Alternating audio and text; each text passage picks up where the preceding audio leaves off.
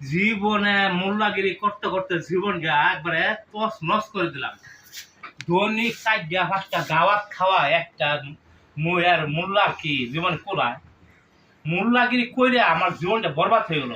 500 200 150 টাকা হাদিয়া দেয়। এটা হাদিয়া হইলো বড় লোকের বিয়া বাড়িতে যায় 2-4-5 হাজার টাকা দিব, দাওয়াত খাওয়াই দিব। আমার বউ ফুলাফান লই আমি আরামে শান্তি খাইয়াম আর একটা নাক থেকে ঘুম দেন। কত দাওয়াত খাই আমি, কত দাওয়াত হাজি খাই। সাহেব স্যার, কে ও হাজি সাহেব, কে কে?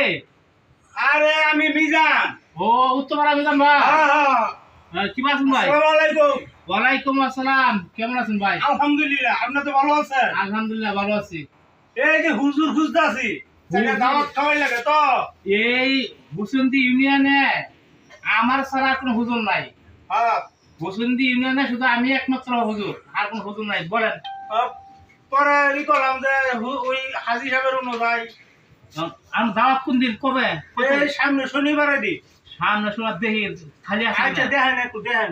সামনে শনিবার সকাল 9টায় আছে হাজি করিমুল্লাহ বাড়ি, হ্যাঁ 12টায় আছে শামসুদ্দি খানের বাড়ি, হ্যাঁ, 1টা 30-এ ফাঁকা আছে। ওই তাহলে ঠিক আছে। হ্যাঁ, এই 1টা 30। 1:30 এই আমার অনুযায়ী। আচ্ছা ঠিক আছে, 1টা 30-এ আপনার বাড়িতে আমি যাবো, কথা দিলাম। আচ্ছা, আপনি কি নামাজ কাজা করেন?